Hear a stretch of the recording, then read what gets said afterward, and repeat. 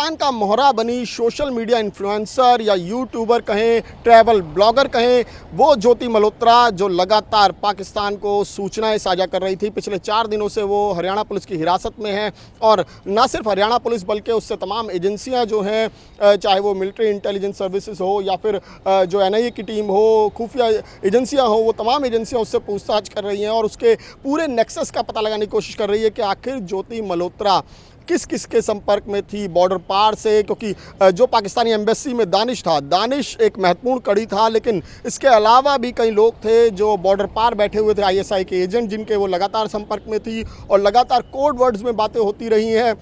तो अब उन्हीं कोड वर्ड्स को एजेंसियां डिकोड करने की कोशिश में लगी हुई। इसके साथ साथ ज्योति के जितने भी वीडियोस हैं जो उसने ट्रैवल ब्लॉगर के तौर पर बॉर्डर्स के, खासकर बॉर्डर्स के इलाके या फिर जो इंपॉर्टेंट इंस्टॉलेशंस हैं, इंपॉर्टेंट प्लेसेस हैं, वहाँ पर जाकर बनाए, उन वीडियोज़ की भी छानबीन की जा रही है, उन वीडियोज़ को भी खंगाला जा रहा है। क्योंकि कई वीडियोज़ ऐसे हैं जो संदेह के घेरे में हैं, जिसमें एक वीडियो है जो राजस्थान में जो पाकिस्तान का बॉर्डर लगता है बाड़मेर में, वहाँ का वीडियो है जिसमें वो लोकल जो कम्युनिटी है, जो लोकल लोग हैं वहाँ पर रहते हैं बाड़मेर में, बिल्कुल बॉर्डर के तारबंदी के पास, वहाँ पर जाकर उसने वीडियो शूट किया। लेकिन उस दौरान वो जहाँ जहाँ हमारी सेनाएं डिप्लॉयमेंट है, जहाँ जहाँ सुरक्षा है, उनकी भी तस्वीरें लगातार कैप्चर करती रही। तो वो वीडियो के कुछ हिस्से तो उसने यूट्यूब पर अपलोड किए, लेकिन इसके अलावा भी उसके मोबाइल फ़ोन में कुछ और वीडियोस हो सकते हैं जिसे एजेंसीज़ को शक है। सूत्रों का कहना है कि ये वीडियोस जो उसने स्पेशली वहाँ पे ISI के लोगों से के कहने पर शूट किए,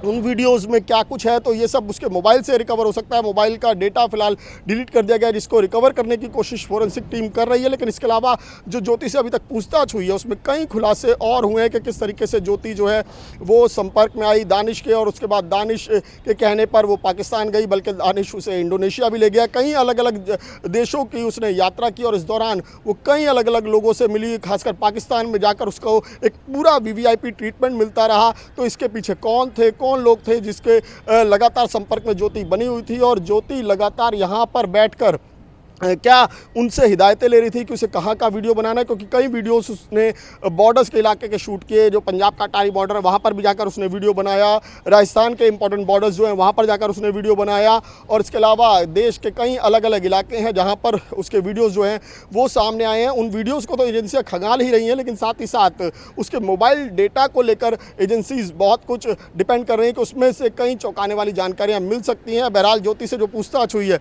उसने कुछ और नाम बताए जिनसे लगातार पुलिस जो है वो अपनी जांच में उन्हें भी शामिल होने के लिए कहेगी। इस मामले में एक हरकीरत का भी नाम सामने आया था जिसने ज्योति को दानिश से मिलवाया। वो दानिश जो लगातार पाक एम्बेसी में बैठकर जासूसी का ये नेटवर्क चला रहा था। बहरहाल भारत सरकार ने दानिश को तो 13 तारीख को 24 घंटे के अंदर देश छोड़ने का आदेश दे दिया था, लेकिन अभी भी कुछ और नाम है। जिसके बाद नूह से एक शख्स की गिरफ्तारी हुई जिसने कहा कि वो भी पाकिस्तानी एम्बेसी में 2 अधिकारी हैं, उनके लगातार संपर्क में था, उसको भी इसकी एवज में पैसे दिए जा रहे थे। और इस पूरे नेटवर्क में कई लोग हैं, अभी तक 12 से ज़्यादा गिरफ्तारियाँ इसमें हो चुकी हैं। देश के कई राज्यों में नेटवर्क फैला हुआ है जासूसी का। तो लिहाजा ज्योति मल्होत्रा इसकी एक महत्वपूर्ण कड़ी है जो इस वक्त एजेंसीज के पास है और लगातार उससे पूछताछ चल रही है। कल उसका रिमांड खत्म होगा तो इस दौरान हो सकता है कि पुलिस एक बार फिर से उसका रिमांड लेने की कोशिश करेगी, क्योंकि अभी भी कई राज हैं जो ज्योति के जो सीने में दफन है, जो कई बड़े राज खोल सकते हैं, कई बड़े चेहरों से पर्दा हटा सकते हैं। कैमरा पर्सन हरविंदर सिंह ढिल्लन के साथ विमल कौशिक,